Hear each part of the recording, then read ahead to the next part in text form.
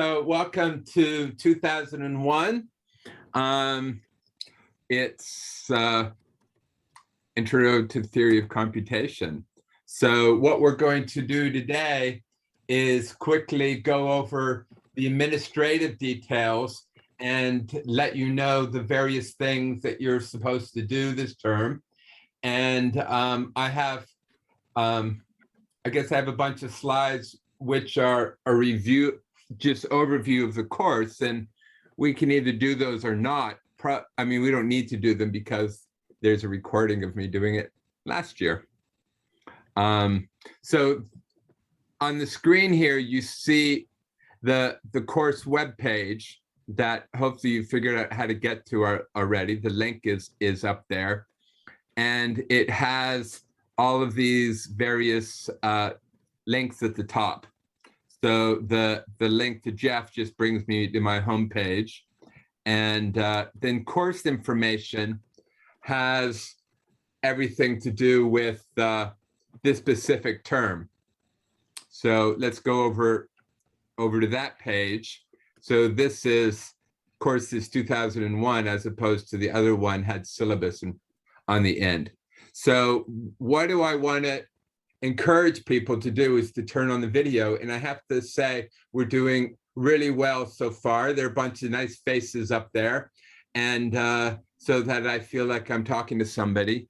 And definitely, anytime you have questions, just speak up. If you put up your hand or something, I may or may not notice it. So you can just turn off your muting and say, hey, I have a question, and then we can talk about it. One of my course reviews during COVID said that we were very cliquish in this class. You know, there are lots and lots of students, but it was very cliquish. And I tell you, what you have to do to be part of the clique is you have to talk to me, right? Because there are a bunch of you on the screen. If you turn on your video, then you show up on my screen. And if you talk to me, then I hear you. And quite frankly, everybody else, you know, we don't know about them. Yeah, and you might feel intimidated by talking to professors, but the truth is, right, I'm just some guy who's been doing this for a while, and you don't have to be nervous about talking to me. All right.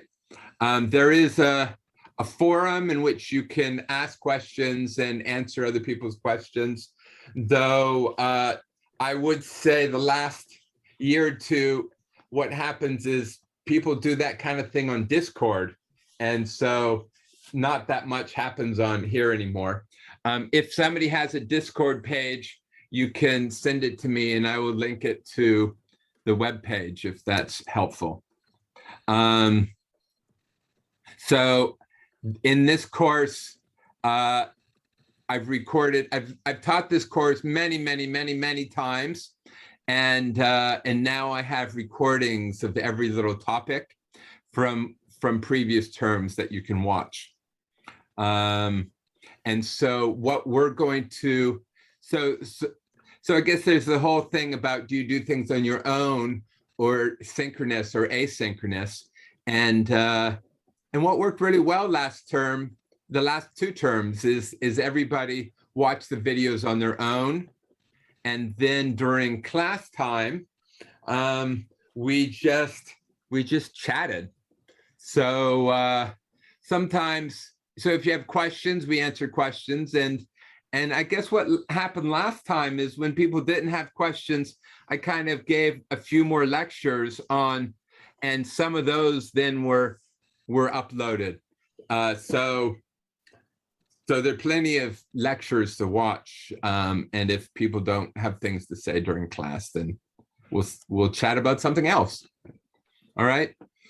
So about tests and in exams, I was told at some point during Zoom that having exams that you have to write at home is extra stressful, and that we should work on having lots of small tests instead of having a full exam. And that seems to have worked pretty well. So we're going to have a bunch of tests and no exam. And let me tell you, a real strong advantage of that is that though we'll have more tests throughout the year, so you'll work more throughout the term. When we have our last class, we're done, right? So you can be studying for other exams, right? Other courses. So that's kind of nice. It's the tests, all the tests. I can't monitor what you're doing when you're at home. So all the tests will be open book.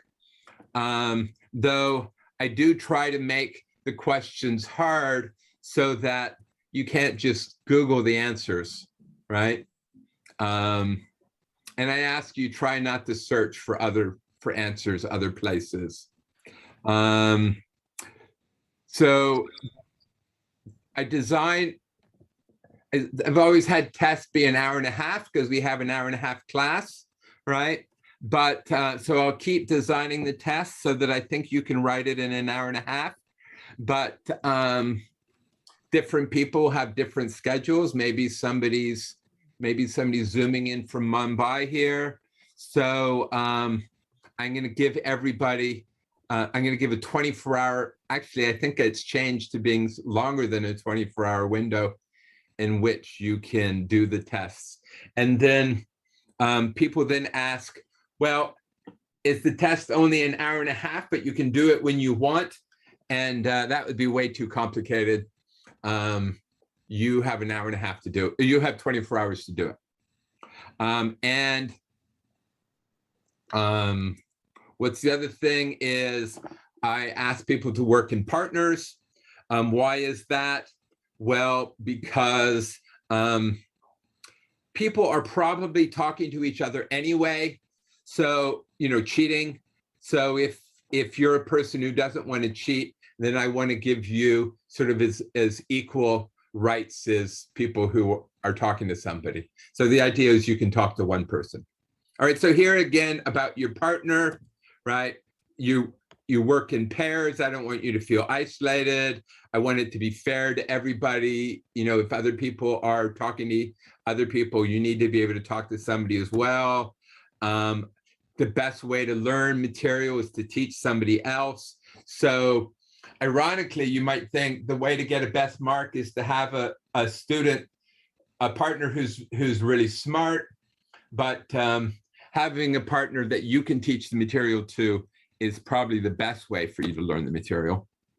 Now, when you're, even during test times, during the 24 hours, I'm open to you talking to as many people as you want, right? You can talk to each other, you can talk to your friends about the material as a whole, right?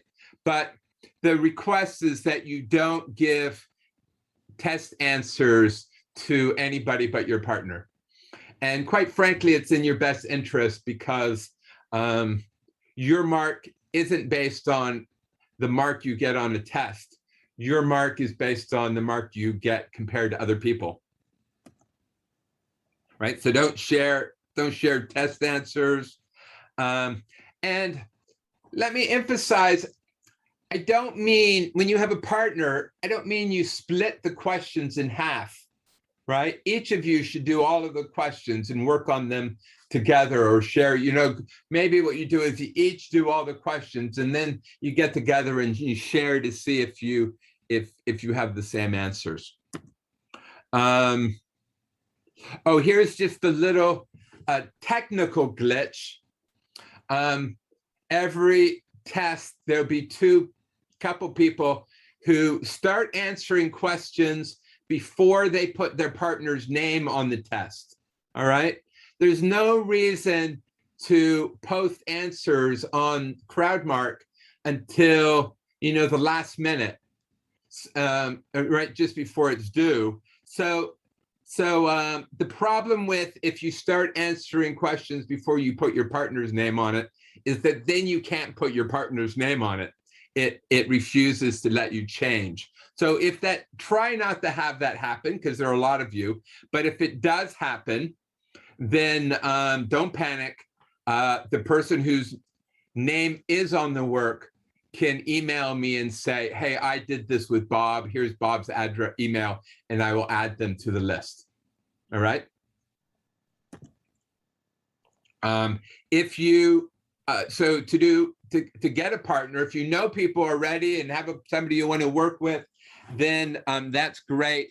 I will post, I haven't done it yet, but I will post a list of everybody's name and a list. So, and then a list that will say, I want a partner. So if you want a partner, you take your name and you put it on that list. And if you need a partner, you either take somebody's name off that list or, right, you put your name in there and somebody will contact you, right? And here's a little emphasis. When my first term handling partners, I didn't say this. And I got so many emails about people having troubles with their partners. And so just don't email me about your partner, right?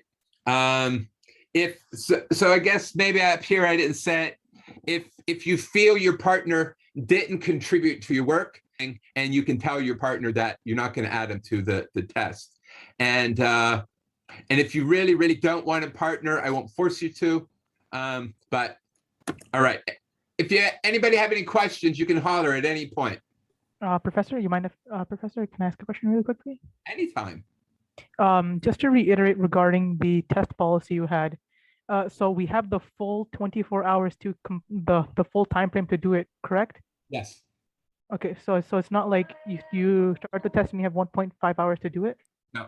Okay, No. thank you very much for that clarification. The thing about the 1.5 is that's really just the guideline for me. So really it's how long I would make the test if you had an hour and a half to do it. But the truth is, every time I've done this take-home tests, during Zoom, people spend most of the 24 hours on the test, right? So people fill all available time. So any other thoughts? Hello? Hello? Yeah, I'm here. Hi. So I just had a quick question about the partner thing. So like there's a list where you can put your name and then somebody will get in contact with you? Yeah, so I will make a list that if you want a partner, there's two things you could, and you don't know people. Mm-hmm. You can either go to the list of people who say they want a partner and email one of those people, mm-hmm. or you can add your name to the list and hope somebody emails you. Okay, and then also, so like the tests, if you have a partner, you can put your name and your partner's name on the test, and then for the mark, you guys both get the same mark, right? Exactly. Okay, perfect. Thank you so much. And, you don't have to have the same partner for each test. You can have a different partner for each test. And you can fire your partner, and that's what we got. Okay, yeah, and if something goes bad or something, each person can just submit their own test. Worst come to worst, right? Yeah. Okay. So that's kind of why I another reason I said, you have 24 hours, so you don't have to start logging into CrowdMark the first 10 minutes, right? Mm-hmm. You can work on it together, and if you decide that you want to fire each other, then you submit it separately. Okay, sounds good. Thanks. That I will admit that another motivation of this is because we have a limited number of TA hours, and if people work in partners, then there are fewer tests for the TA to mark, and the TA can spend more time with each test, right? So that's another motivation, right? Okay. So I'll tell you something I don't want people to do. In fact, this is kind of what we said you could do, and now I'm telling you, you can't do it, is don't work with your partner and then submit 2 different tests, right? Because you didn't do it alone, you did it with your partner. So only then deviate if really you got, if it turns out one person really didn't do anything, or don't be submitting someone else's work under your name if Yeah, you're yeah, there, right? yeah. Okay, makes sense. Philosophy of this, right? Yeah. All right. Okay, now to talk about the marking scheme. We can count how many tests there are. I forget, maybe there are 6 of them. So I'm going to basically take the average of the marks of the tests. But what I did last term turned out, well, not last, yeah, the last time I taught this, it turned out to be a disaster, in my opinion. I thought I would be really nice to you and said that your worst mark doesn't count. And then what way too many people did is they didn't write the last test. So I didn't like that. So now I'm going to be nice to you, but a little less nice to you. So whichever test you do the best on is going to be worth 1.5. And every test you do the worst on is going to be worth 0.5. Right? So if you bomb a test, it doesn't matter quite as much. All right. I'll tell you, I love teaching, and I love chatting with people. The things I like the least is when I have to remark things. So the TA will mark it. The TA doesn't necessarily do the best job. And if you really feel that, not that, if the TA gave everybody a low mark, then it doesn't matter. But if you feel that you really were disadvantaged, then I am willing to remark it. But let me warn you, I have a couple kind of rules first. The first is really, really make sure that yours is right before you give it to me, right? Check with your friends and stuff. Check with the solution set first, because if you ask me to remark it and it's wrong, then I will nail you, right? Because you got it, in my opinion, you got it wrong once. You got it wrong when you wrote the test, and you got it wrong when you thought yours was right and the TA marked you wrong, right? So I will very well lower your mark.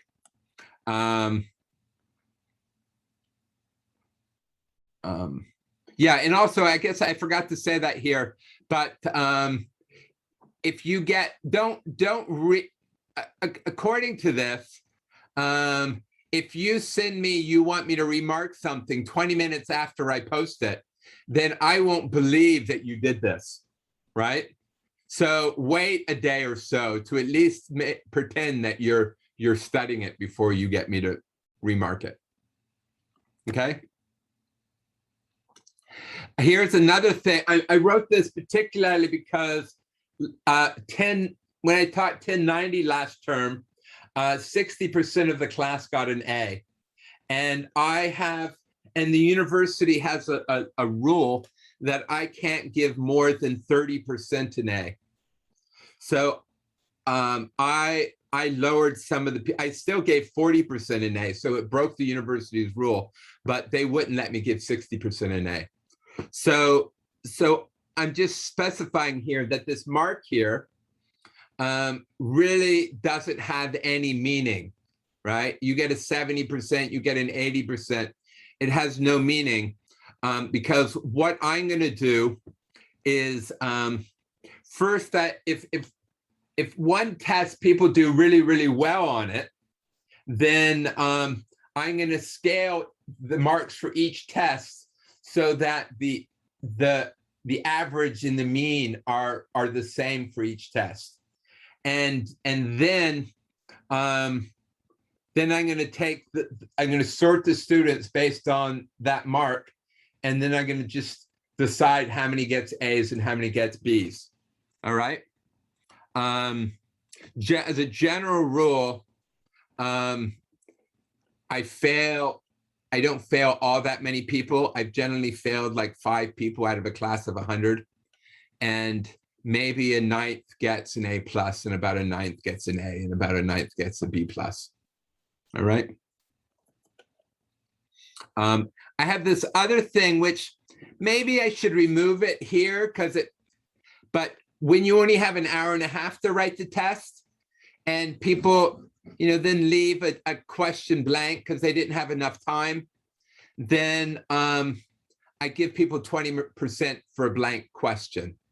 But it has an extra purpose in that if you write something and it's really, really wrong, if it's sort of insultingly wrong, then I'll give you a 0. But if it's blank, you'll get a 20%. And similarly, if for some reason you fail to write a test, well, getting a 0 is pretty harsh, right? So I give people 20% for blank tests. Any questions about tests? So I had a question about the partner thing. Yep. So if we have a partner, we already know like before like doing the like asking somebody else. So like pretend I have a partner in mind already. Yeah, we yeah. just go into this. We just go into the test and we just write their name and then that's it. Yeah. Okay. Thank you, sir. Yeah. If you have a friend that you want to work with, then you don't have to worry about finding a partner. When I first started this, I had this thing that I would assign people random partners, but that was just added to the nightmare of it. And part of my goal in life is to minimize my personal nightmares. All right, so timing, if you click on times, you get my schedule, and you probably know this already, right? We're from 4 to 5:30 Monday, Wednesday, and Thursday is the tutorial. But the truth is there's not much difference between these because we're just chatting anyway.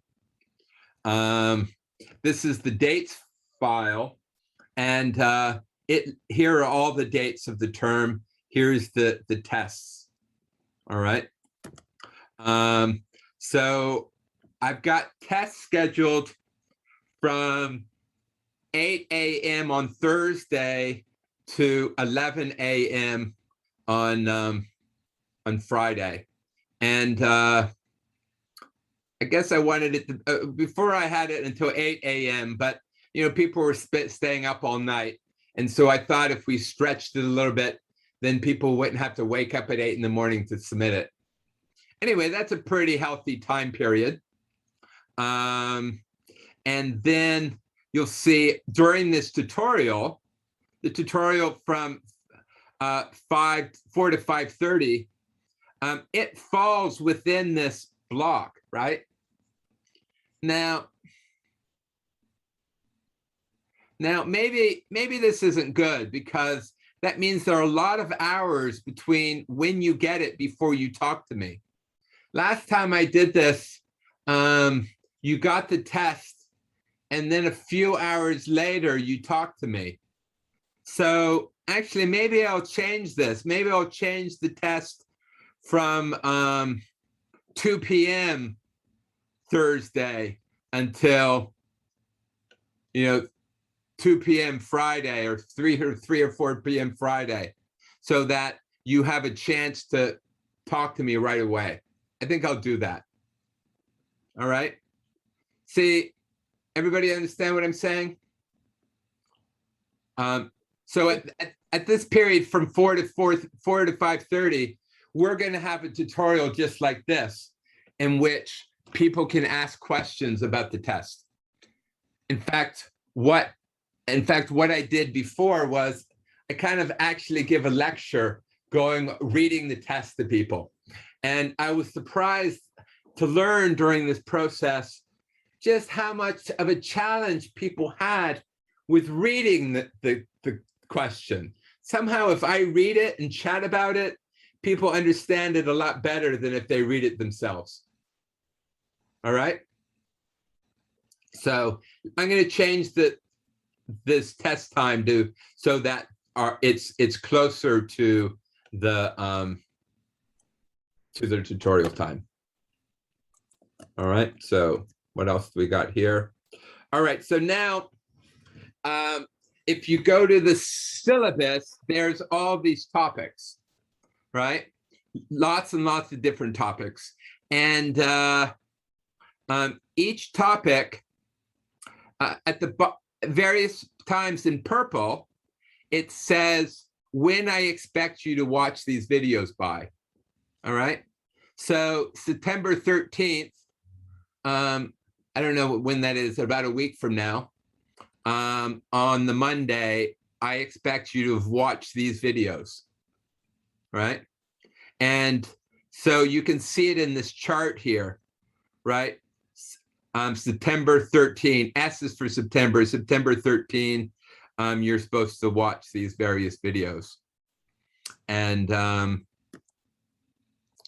here I have the total number of time, the amount of time in those videos. So this one is a little longer than the others, partly because I'm just sort of getting us going.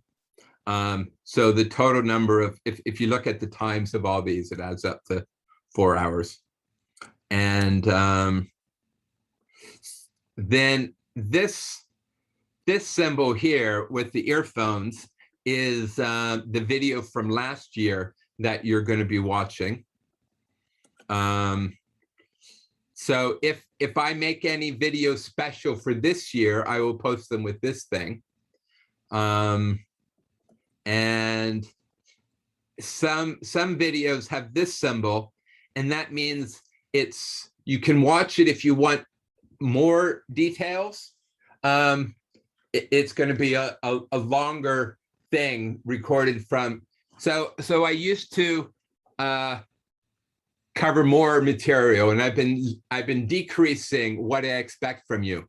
So this would be a recording of when I taught more, or I taught it in longer things. And sometimes what this is this was the video from when I was in class, and what I've posted here was the video from last term when I chatted about it more. But what it was, and the X's here, this one is when I don't have a video for that topic, but I don't think there are very many of those because we filled them in last term.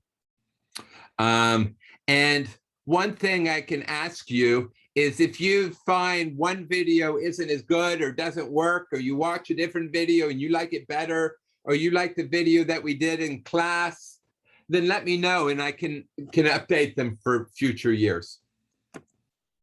Okay.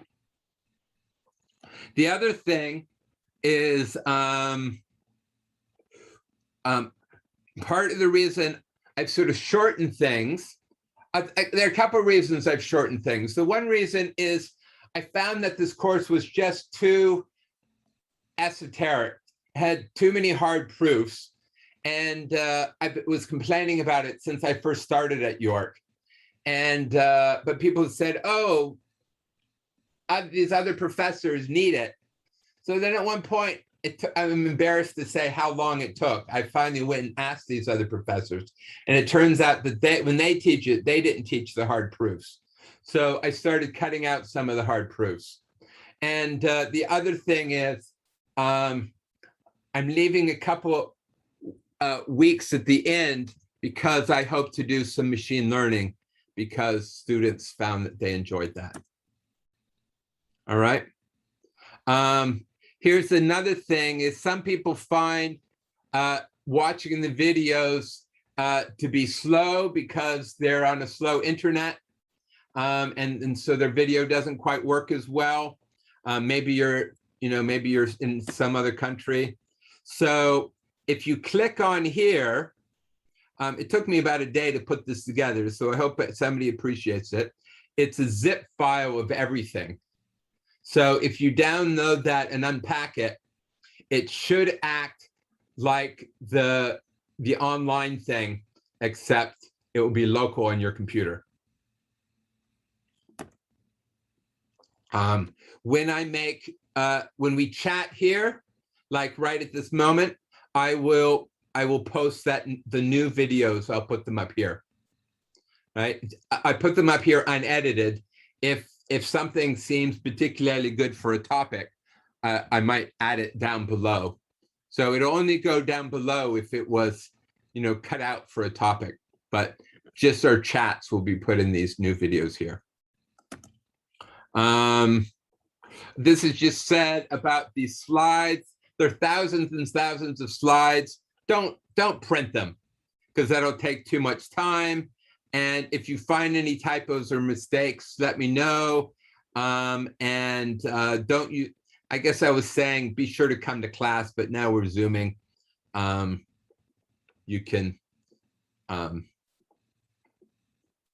fact, on that topic, people ask, are the tutorials required? Are the lectures required? I'm going to say that nothing's required. You come to class if you want to chat to me about the material. And if all you want to do is listen to the posted videos, then that's perfectly fine. And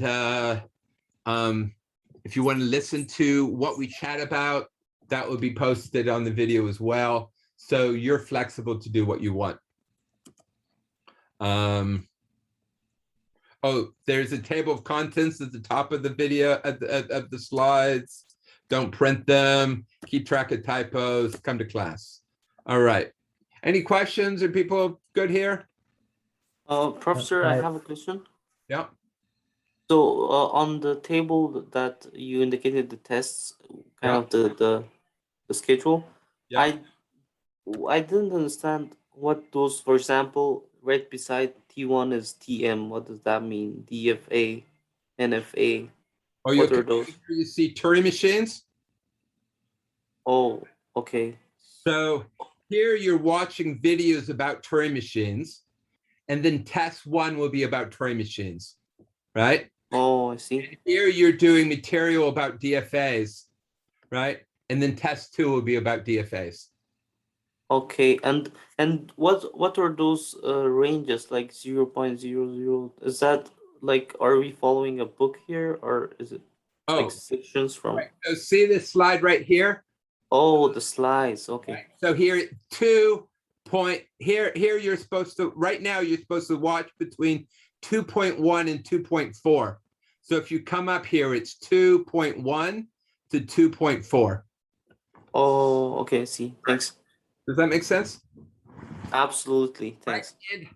And the truth is, this is everything about Turing machines, right? So you'll note on Monday, September 13th, you're supposed to have watched the videos about Turing machines, right? And then look what happens. We have a class, a class, a class, a class, a class, a tutorial, and then that's where your test is, right? So the idea is that you watch the videos between this class, and then we have all these classes to chat about it, right?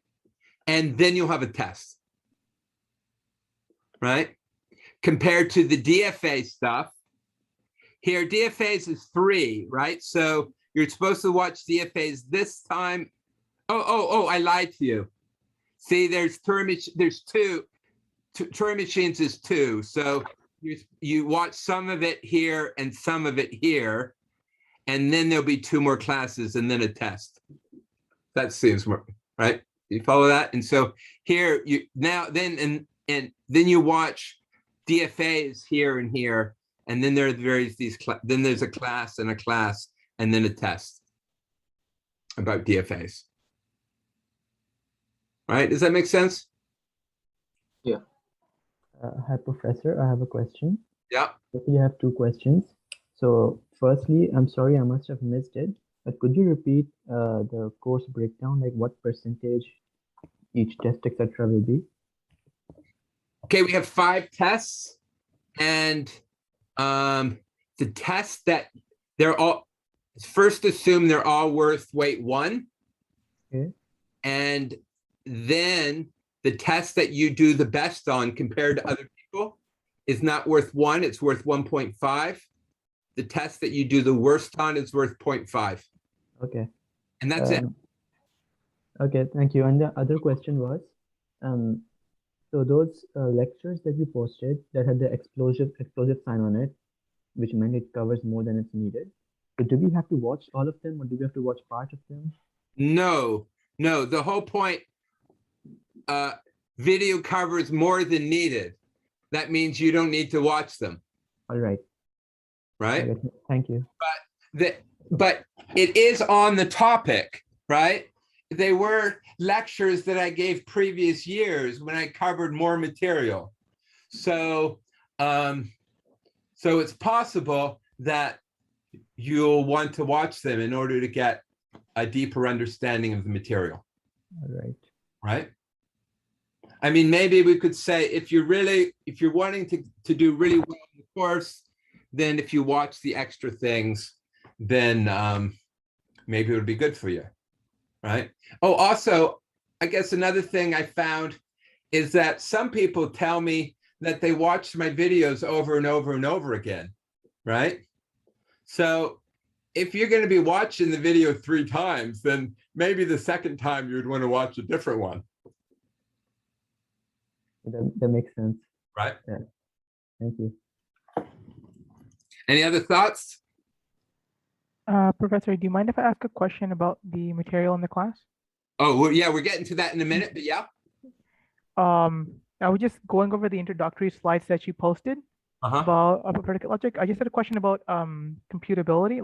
Like basically, is a problem computable when like you have some machine and some input, and the machine's output is like the expected output? You're getting way ahead of yourselves on this right now.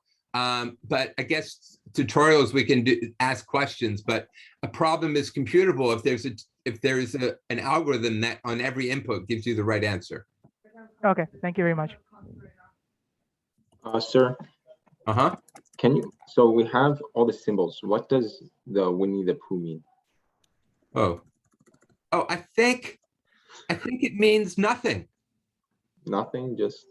I think I just was looking for symbols and I thought about using a Pooh Bear symbol and then I never used it.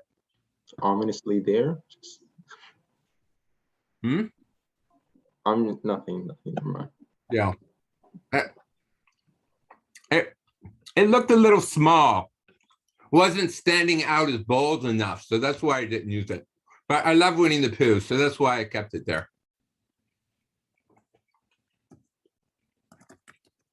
Any other thoughts?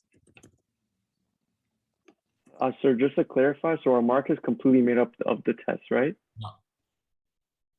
Thank you. Yeah. Yeah, because there's no exam. And in the past, I've had participation marks, but while we're Zooming here, it was just too hard for me to keep track of who's participating and who's not. But I'll tell you, I think I did say somewhere, I hold the right to increase the mark of people who participate. So I will try to keep track of the people who talk to me, but it's hard to do during Zoom. All right, so course material. This is the list of the topics that we'll cover. And I have been teaching it a long time, so I do have a lot of material. So this column are the PowerPoint slides. So for example, that if you click on that button right there, it will give you the slides that we are currently looking at, right? It's the intro slides. Then here are, I had a bunch of questions and solutions that, and then somebody, so here's a bunch of questions, here's some solutions to those questions. And then at one point, somebody convinced me to post an old test. So I think this might be the 2017 exam. So you can look at it and its solution. And so all of these buttons down here, you push on it and it brings it up, right? And so what I recommend doing is you try the questions before you look at the solutions. and you kind of, and one option is to do that before you come to class, so that one of the things we could do in class is chat about some of these problems. All right. This is just cut out of the course calendar. So before PowerPoint existed, I started typing up some notes, and they're here, but there's nothing in the notes that aren't in the PowerPoint slides. So my recommendation is you just look at the slides. Mental health, many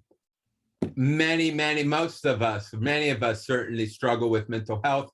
And when we're all locked at home at Zoom, it can be harder. So take care of yourself. And if you need support with anything, talk to people at York, talk to me, talk to whoever can help you. E-class. So what you can get there, what will be available on E-class is maybe, actually people tend to not get the test there. They got the test from that Mark thing. What is that called? Anyway, the CrowdMark, that's it. But you know, you can get marks here as well. You'll get your marks from CrowdMark. You'll get your test from CrowdMark. So I'm not quite sure what you're going to get from E-class, but it's there. Right.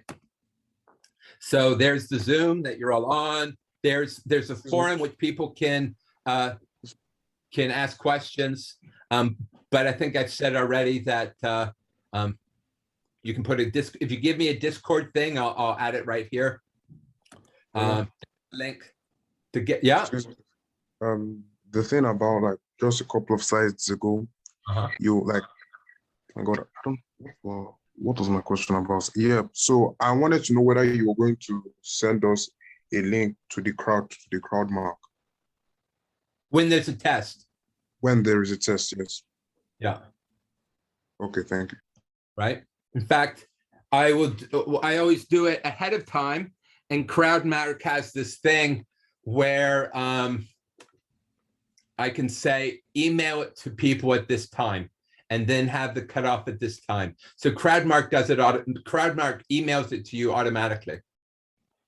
And if you're not in the class, we'll talk about that. Did I say this already? I have no power to get you in the class. All right. But you can attend class, hoping that you'll get in the class at some point. So if you're not in the class, then you won't get a copy of the test. But if your partner is, all right, is slow, and I'm, all right, so there's where I'll put a link to a file that lists people who want to have a partner. And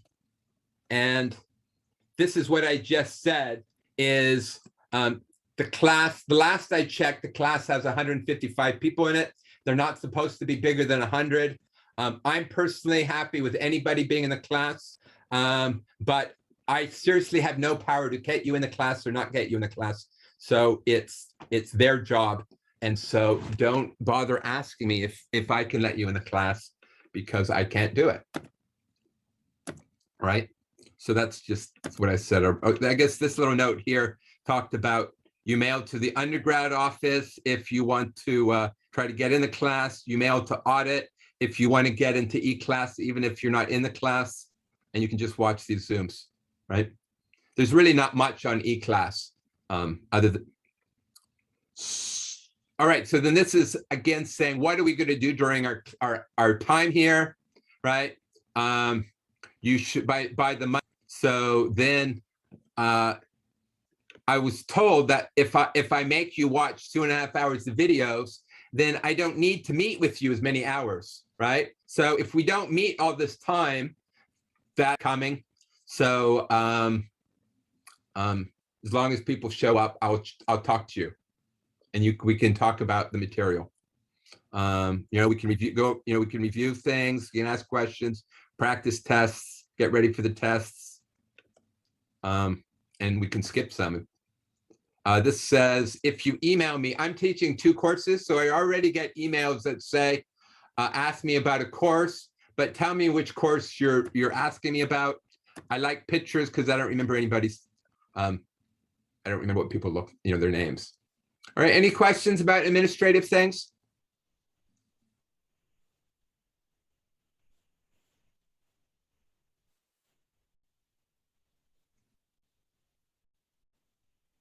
I'm going to go with no. So the rest of these slides, I guess these are sort of things like, one thing I found is that people take coding courses, courses where you're supposed to code, and they spend hundreds of hours, they spend so much time coding, but they spend less time on these theory courses. And my request is you spend as much time on your theory courses, and you try to read ahead. Well, now we don't have lectures, so it matters less, but you try to think ahead about the material.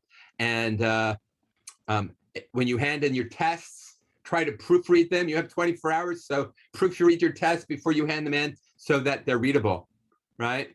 And one thing I say here is that the way we test you is not based on what you know, but how well you can explain things. And the best way to learn the material is to explain it to, practice explaining the material to somebody else, or even to your Pooh Bear. Right, so this is just saying, read the solutions. Before reading the solutions, try solving them yourself, and get help, So the solution sets are very similar to the types of questions that will be on the tests, right? So if you, since it's an open book, you can go back and look at those solutions and copy them. So it makes life a lot easier for you. During a test where you have to memorize things, it was useful to kind of memorize the solution, really understand the solutions through the things that I posted, because the test questions would be similar. Excuse me, sir. Yeah.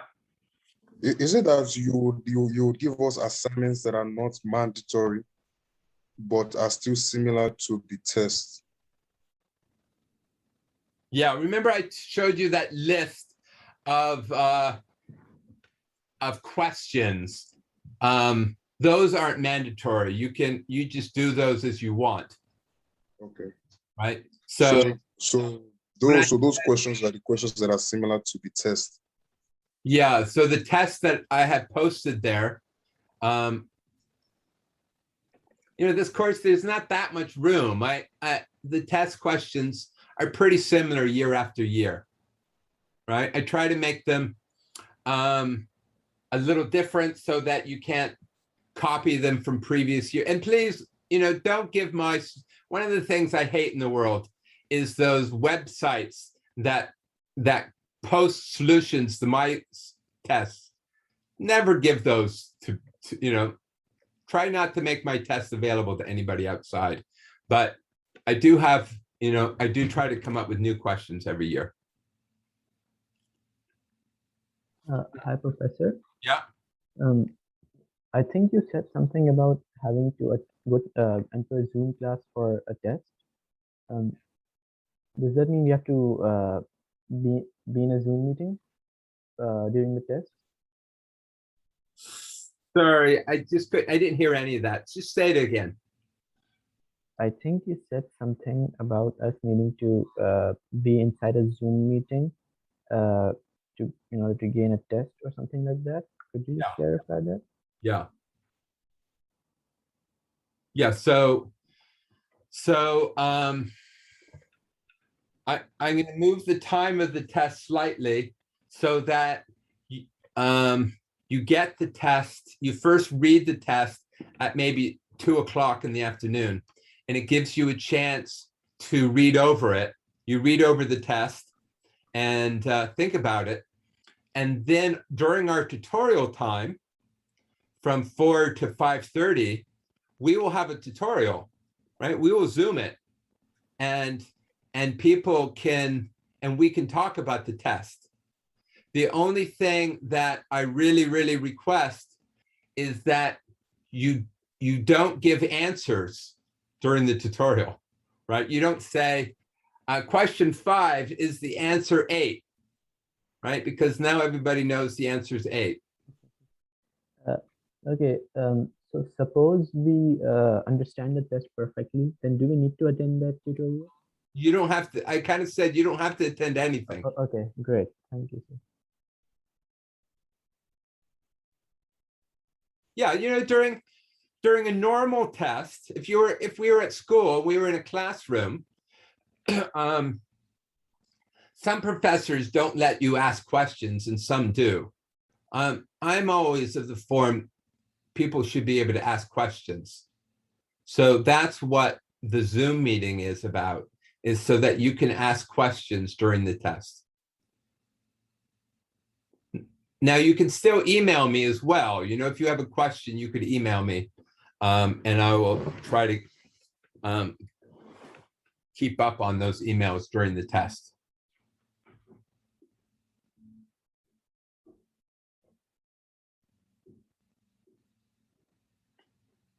Any other thoughts?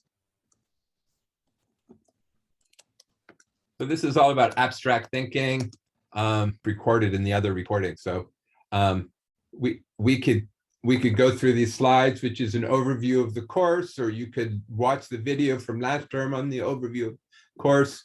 What do people want to do now?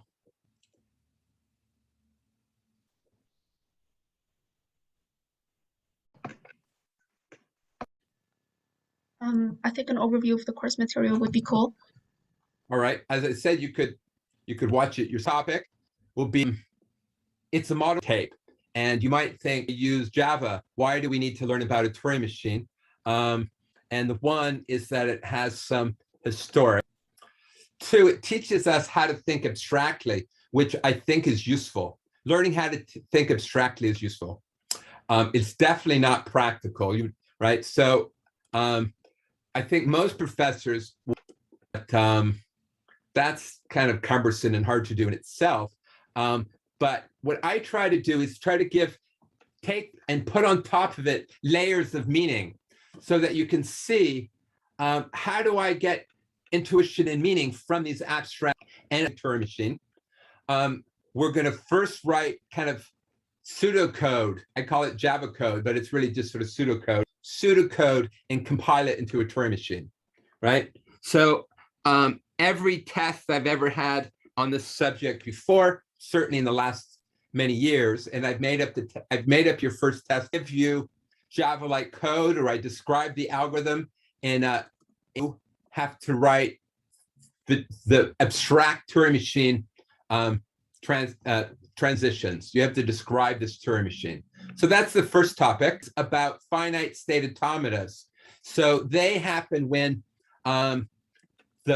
the input comes to you like a stream, right? Maybe you're playing Mario and the world comes to you like a stream, or you're a calculator and people push buttons like a stream, or you're looking at, you have a job queue and the jobs come one at a time. And as they come, you need to process them.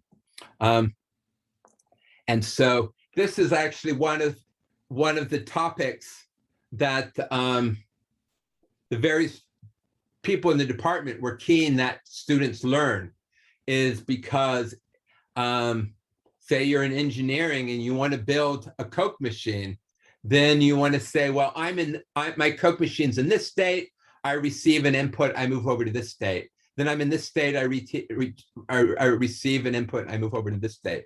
And so it's ways to think about a machine as moving from state to state, right? And it's good to have different ways of representing the same thing. So this is just saying for proving theorems, and it's good to have different ways to thinking about an algorithm. But they're less practical. You're not going to be doing this in a job site necessarily, but having this way of thinking about it will give you ways of I think it'll help you in your computer science world in general, right? So then another topic is regular expressions. You use sets and unions and concatenations and clingy star, and you can define various languages, right? And now we're getting into theories, which we could have prove lots of complicated theorems. And instead of going into those theorems in real depth, the proofs in depth, the new slides are more and more just sort of sketching the intuition behind the theorems so that you don't have to worry about it quite as much. But there's this class of languages, what a DFA can do, which is a deterministic finite automata, is the same as the set of problems that a non-deterministic can do, which is the same as the set of problems an extended regular can do or regular expression can do. So writing a compiler that will take in a non-deterministic finite automata and compile it into a deterministic one, or compile it into a regular expression, or or take a regular expression and compile it into an NFA. So is you can mechanically translate from one type of machine to another. The next topic I really love is context-free grammars, so here's a grammar which says, what is an expression? It's a product of factors. A factor is either an integer, an expression in brackets. So that's a grammar. And back in my day, back when I was a kid, the textbook for a language and the back had the grammar for it, but I don't see that anymore. I don't know why Java doesn't have a grammar in the back. But anyway, a useful thing is given your Java program or given your English sentence to be able to parse it and to say, why is the expression? Because this is a term and it's adding to this term. So an algorithm which I think is very beautiful is how to take a grammar and a string and parse it, building a parse tree from it. And that's what compilers are. And if there wasn't a good algorithm for doing this, then we wouldn't have compilers and we wouldn't have computer science as we know it. Right? So what's the advantage of having a grammar is it helps you add meaning to parts of the string. It helps you process the string. If you use Microsoft Word and you type some sentence and it underlines something in green because it thinks your grammar is bad, what Word is doing there is it's building a parse tree. It has a grammar, an English grammar in there, and it tries to parse your string. And if it doesn't parse it, then it underlines it in green. And certainly, as I said already, being able to translate these, what does a compiler do? It takes a code that's written in Java and compiles it into code written in machine code. And so being able to translate between these is what is all done by a grammar. And again, students resist it, but I do think the topic helps you understand things that are useful in computer science. All right. Another topic that we're supposed to cover is how many integers are there? How many fractions are there? How many reals are there? Cantor really got people, mathematicians, riled up when he came up with this. And I have lots and lots of slides on it, but I've narrowed it down to just a quick understanding of it. Though yesterday I did make some more slides for this topic. So here, basically, what's true about integers? Each integer can be described by a finite string, right? No matter how big the integer is, there's a finite string that describes it.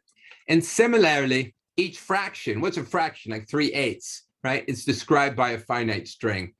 And hence, well, the number of finite strings is the same. So the number of fractions is the same as the number of integers, right? But most reals require an infinite string to describe the real, right? 0.13821, it goes on forever, right? And so there are more reals than there are fractions, more reals than there are integers. And that's kind of interesting. By doing this mapping, right? We map each integer to each fraction to an integer, but instead we're going to, yeah, in fact, this stuff here I've cut out. So here, this is the proof that there are more reals than integers, right? So here's a list of all the reals. And what we do is we if you try to list all the reals, right, if you try to count them, if you try to say this reel is 1 and this reel is 2, then I would construct a new reel that wasn't in your list to prove that you haven't counted them all. But we're going to be skipping this anyway. Then we get into the question of what's computable, right? Somebody asked this already today. Question is, are there uncomputable problems? And in order to do that, Turing question is, we define the set of computable problems, or those which is equivalent to those that can be computed by a Java program, because we can compile from a Turing machine to a Java program, from a Java program to a Turing machine. I'll teach you how to compile back and forth, right? And Turing proves the halting problem is a problem where I give you the description of an algorithm, say a Turing machine or a Java program, and we want to know on a given input, does it halt, right? So Turing proves that there's no algorithm to solve the halting problem. And then this here is Jack Edmonds, and one of the things he defined was poly time versus exponential time. You know who this is right here? Is that your dad? This is my dad, and that is not my dad. That's me. Mm. So, so these classes of what can you do in poly time, what can you do in exponential time is kind of interesting. And then we're going to look at a class of non-deterministic polynomial time.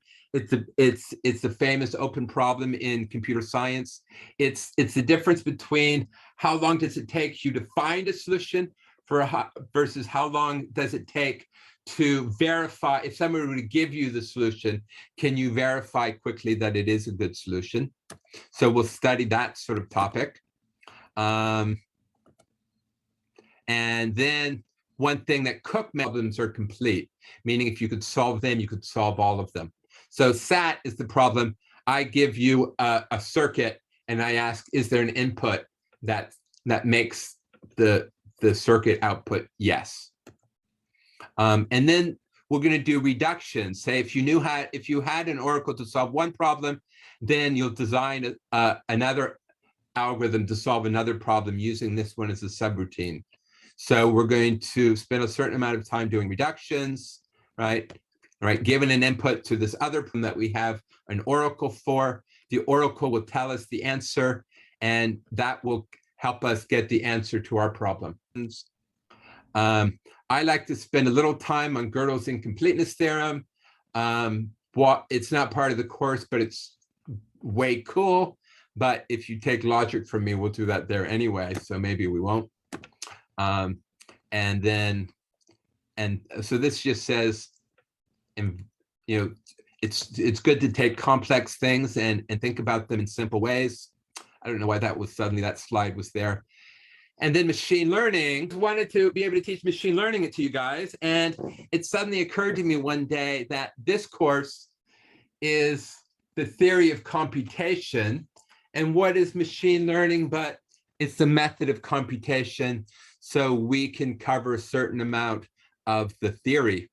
And it's changing our lives, right? Machine learning is changing our lives. It's where the jobs are. And if there are any jobs left, that is. And York is starting a whole new program about it. And so our plan is to teach some in this course.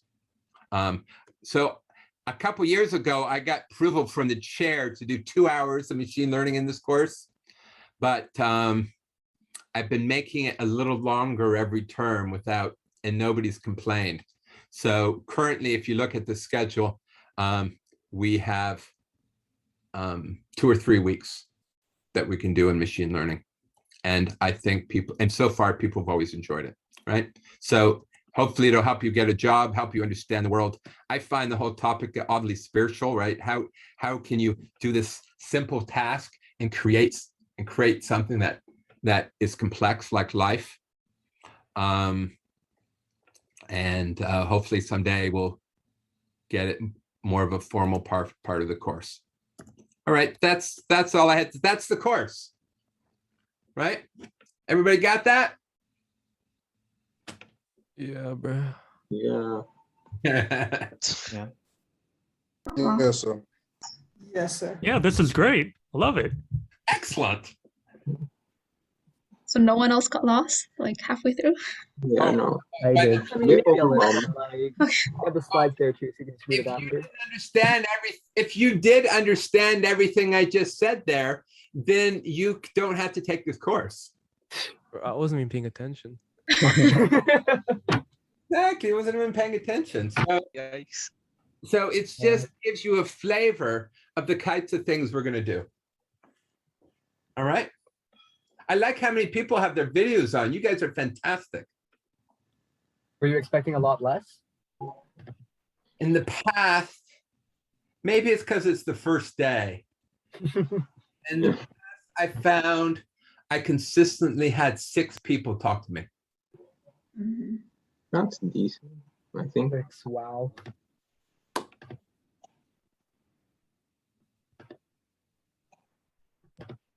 All right. Any thoughts, fears, concerns?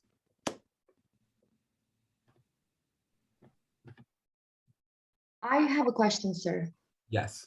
My video is not on. Is that okay? Okay. Okay, now I am taking 1090 this morning with you. So Yeah. do you think I would still be okay in this course? Absolutely. And I haven't taken Java yet. Would that still be okay?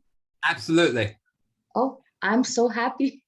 I really liked you this morning. Okay, I'm happy. Great. Thanks. Periodically, I will say the word Java to mean a piece of computer code.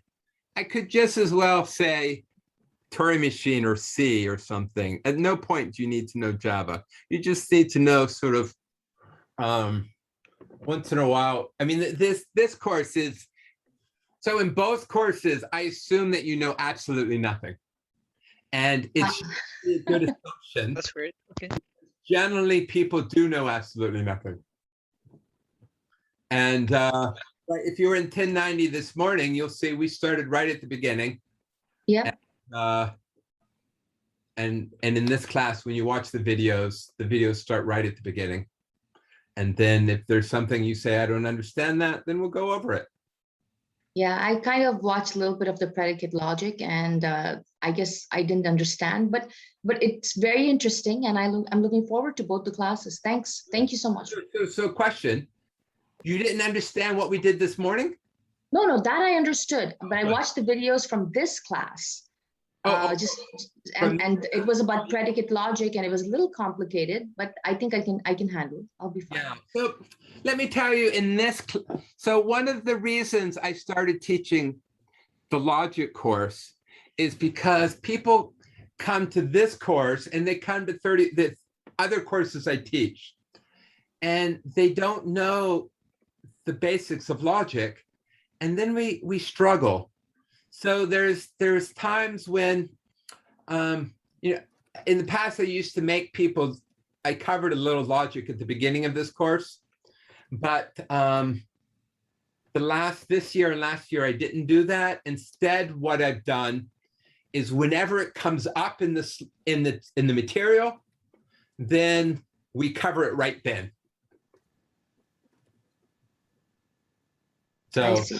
Yeah, that's very comforting. Thanks. Yeah. So when we get there, I'll tell you, see, this is what I need you to know about logic. Right? Yeah. Professor, just had a quick question. Yeah. I know how you spoke about Turing machines, how you can turn like a Turing machine into like a Java program, or like a Java program into a Turing machine. Does that work for any language or certain languages? No, any language. Any respectable language will be Turing equivalent, meaning that you can compile from it to Turing and Turing back. Sir, in your intro video, like the introduction for, I believe it was for 2019, you had also been teaching 1090. 2019? No. No, it was one of your past videos, the ones that you had us watch before today. I think you're talking about the predict logic, right? No. It's just the intro to the course. Yeah. Yeah. So you were teaching 1090 at the time, and you said you might take some tests from 1090 and implement them into the course, or some questions from 1090 and you would implement them into the course. Are you still going to be doing that this semester? Yeah, I don't think I shortened things even more this term, partly in order to get more time for machine learning, and partly because, well, I don't need to be teaching you 1090. You should be taking, hopefully everybody took 1090 either now from me or another time from me. And yeah, so last term I did have the first test last term was about first order logic. That's what the test was, first test. And you'll see that I deleted that, and now our first test is about Turing machines. Okay, thank you. It's just because that, like, because you said you would take questions directly from 1090 tests and put them onto our tests. So then, since this course is competitive, like, you need to be like above everybody else. It doesn't matter your mark. So then, like, people who would be taking 1090 would have an advantage. Well, I don't know if I said, I don't know if I ever copied questions from one to the other, but there are certainly, let me tell you that right now, let me tell you that the big thing from logic that people fail to know coming out of 1090 that I absolutely need you to know. And that's, if I said, what does it mean for a problem to be computable? If I were to say for every input, there is an algorithm that solves the problem, then I want you to feel pain in your body, because you can't have a different algorithm for every input, right? I don't want to say for every input, there's an algorithm. I want to say there exists one algorithm that works for every, that solves the problem for every input. So it's that kind of, it's those sort of games that that are gonna come up in this course. And you need to understand what a first order logic statement is. Yeah. Right?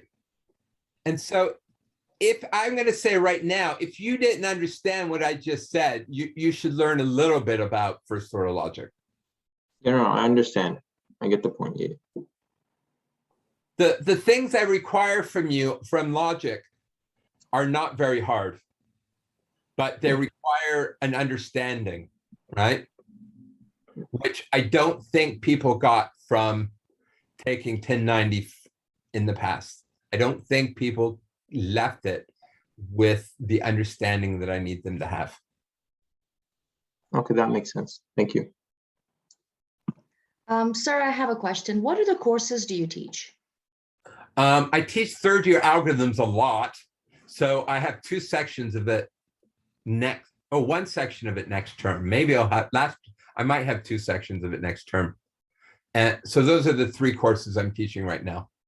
Logic, 2001, 3101. Great, thanks. I've taught other things in the past, but I haven't taught them in a while, so they're not likely to come up.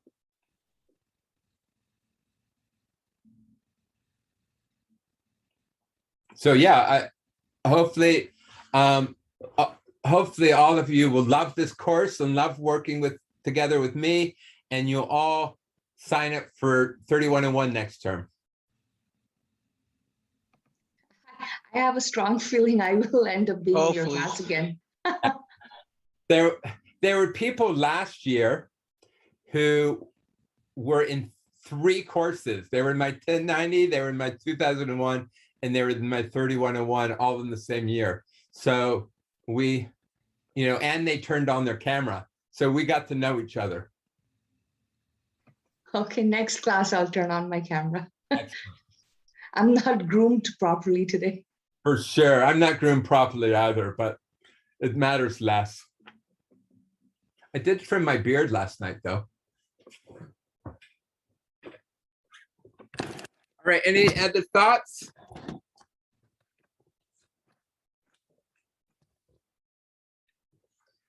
So when are we meeting next? Thursday, right? Monday. It's Thursday, isn't it? Wait, tomorrow's That's a Thursday. No, Yeah, tomorrow, tomorrow. tomorrow. Same Tomorrow's time, Thursday. tomorrow. Oh, if you count it. Yeah, 4 to 5:30. Are we gonna use it? Very well. Because we And met today. office there's hours no- are tomorrow too, I think. Yes, it's Yeah, yeah. Okay. I have a question. What are the office hours for 1090? Office hours. And we'll see what people have to talk What are about. the office hours for 1090? Oh, 1090. Well, 1090 doesn't have an official tutorial, right? So 1090, I've scheduled an office hour at 10 o'clock on Thursday for 1090. Sir, I have a request. Do you think, I'm sorry, this is not 1090, but now that you're here, is there a way you can move 1090 a little forward, like maybe at 9:30 or 9 a.m. instead of 10? Because I have a class at 10:30. So if you can move it just half an hour, an hour before, would that be possible? I can't move the course because I don't schedule the course. Oh, not the course, not the course, the office hours that you do. You said this morning. I did you find the doodle where you're supposed to Yeah, say? I did that. Yeah, I put it for Monday, but I guess it didn't get accepted. Oh, Yeah. well, I haven't changed it yet. I mean, when I looked at the doodle yesterday and only 16 people had filled it out. Yeah, I was the Monday one, so, but Thursday, like you said, it's at 10. If you can make it like 9:30 or 9, that would be a real big help for me because I really want to attend all your tutorials. All right, well, let's see if you can round up lots of support for that. Because you know what I'm doing at 9 o'clock? Yes, sir. I'm sleeping. Okay, maybe 9:30 then. Okay, well, let's see. I hope other people are into it too. Maybe I'll drop the course at the 10:30 course because I really need this class to be my main priority. Okay, let's see. Okay, all right. Oh, well, we don't want you. You have a 10:30 tutorial? I have a 10:30 class. Right. And then 1090 tutorial, sir scheduled it for 10. Right. Fair enough. All right, well, let's see what people do on the doodle. Right now, not that many people have responded. Wait, can I draw on the screen? I think I made it. I think my very first Zoom class, somebody drew a penis on the screen. Oh my God. Can I get perms? Can I get perms to draw? Let's see. That sounds all right.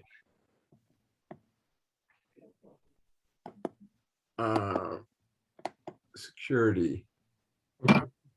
Enable. Somewhere there's stuff to it.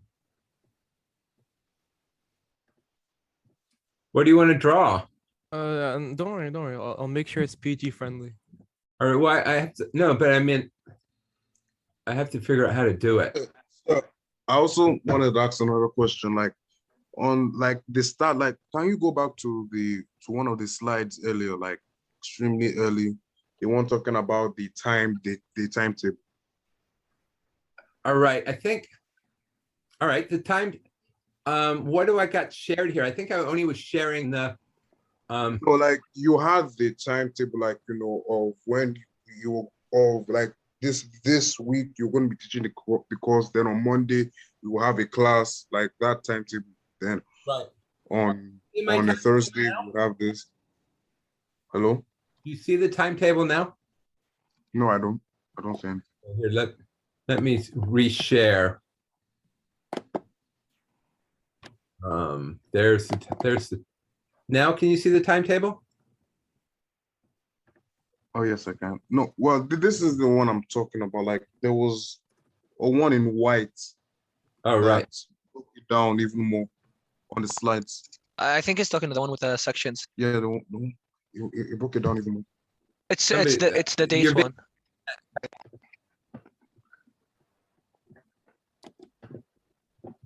This here? Yes, this one. I don't know why, but on mine, I'm seeing hours. Like I see 4 hours.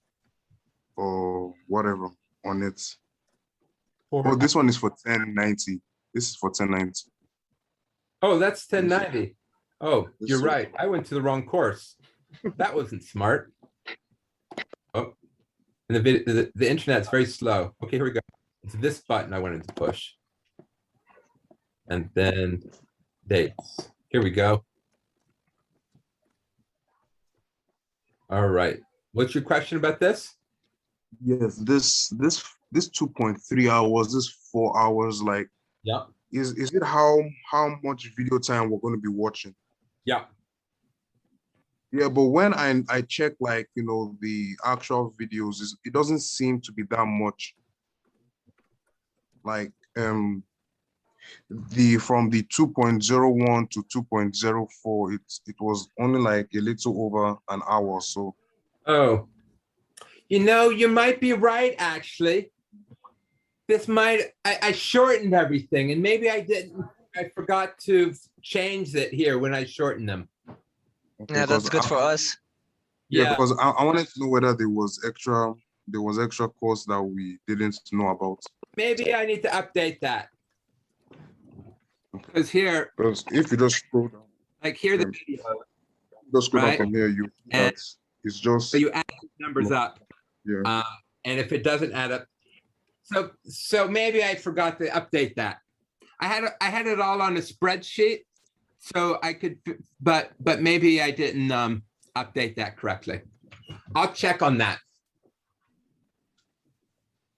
That would be my homework.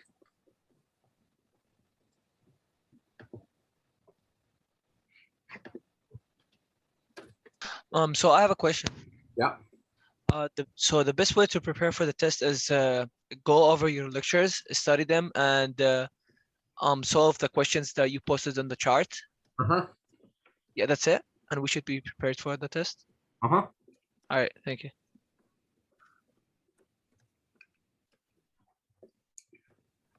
Sir, I also attended last time we had in-person classes. You gave a live lecture in 10:01, the research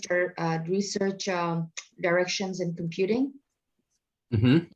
Yeah, you gave a lecture. I remember it was a very cool lecture, actually. Was it on machine learning?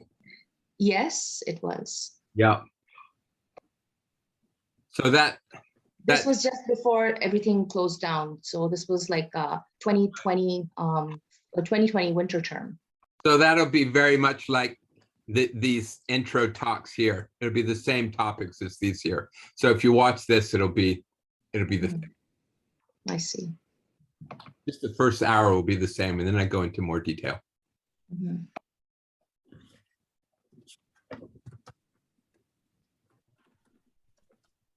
And so the hope is to find to give you some tests or home machine learning projects. I've never given a machine learning project before, but last year I Zoomed a course in Cameroon, and I had a bunch of friends put together homeworks for the Cameroon people. And so my thinking is to give you guys those same projects that they did in Cameroon. And one of the guys that helped me with it is our TA. So he's gonna help us figure out to learn some machine learning. And there we'll write it in Python. But if you worry that you don't know Python, know that I don't know Python either, but you just sort of make it up as you go. Hey, sorry, I just had a quick question about the tutorials.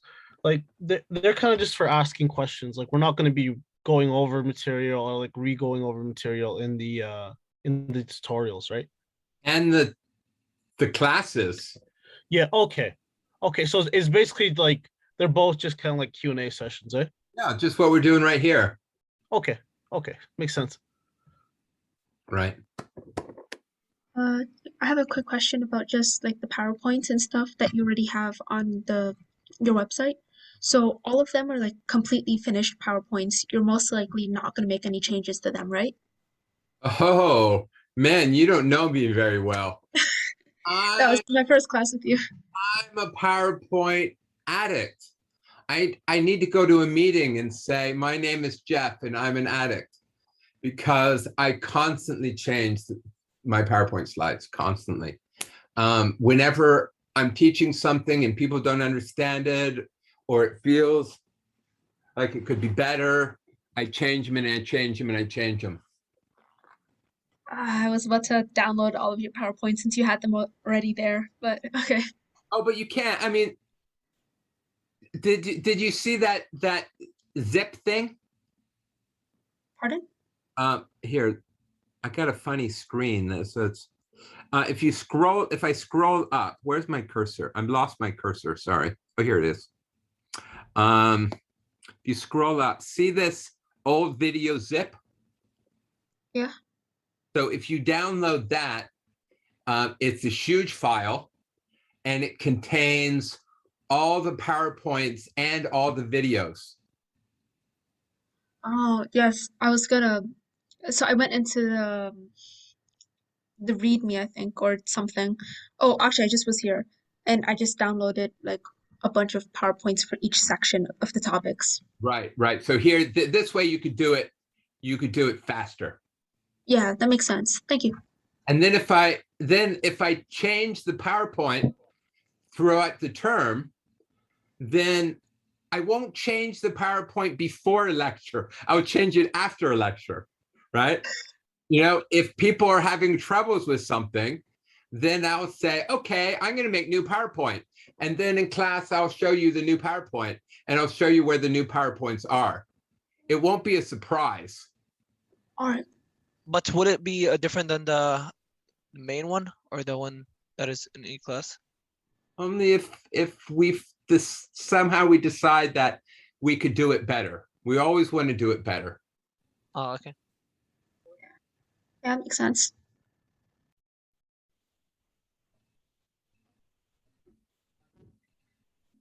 I had a question.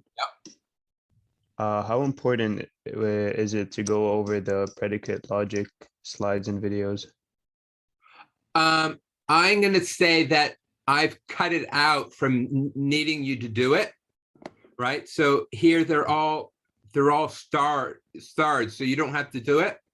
And as I said, when we get the things that you need to know,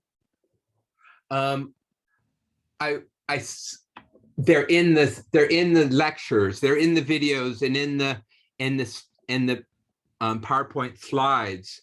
And if when you get to that point and I'm teaching you logic and you don't really understand what I'm saying, then what you do is you come to class and we chat about it.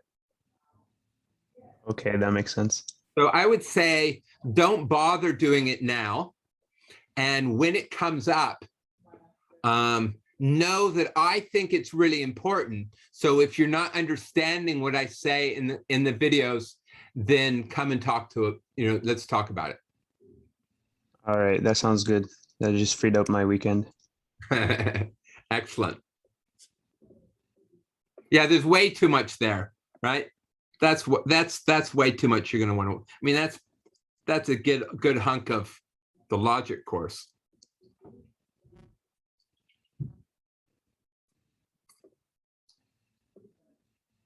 Any other thoughts?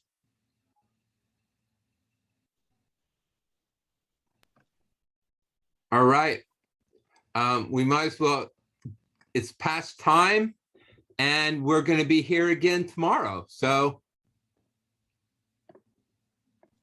So one last question for the 10,000, 1090 and 2001 for the tutorial. They're the same time on Monday. Can we ask like any question from both courses or only one? You don't want to bore the people who are not in both sections, who are not taking both of them. But if nobody objects, you can. If it's a sort of short question, then people probably won't object. And if it's teaching people something they might want to know, then it probably won't object. All right.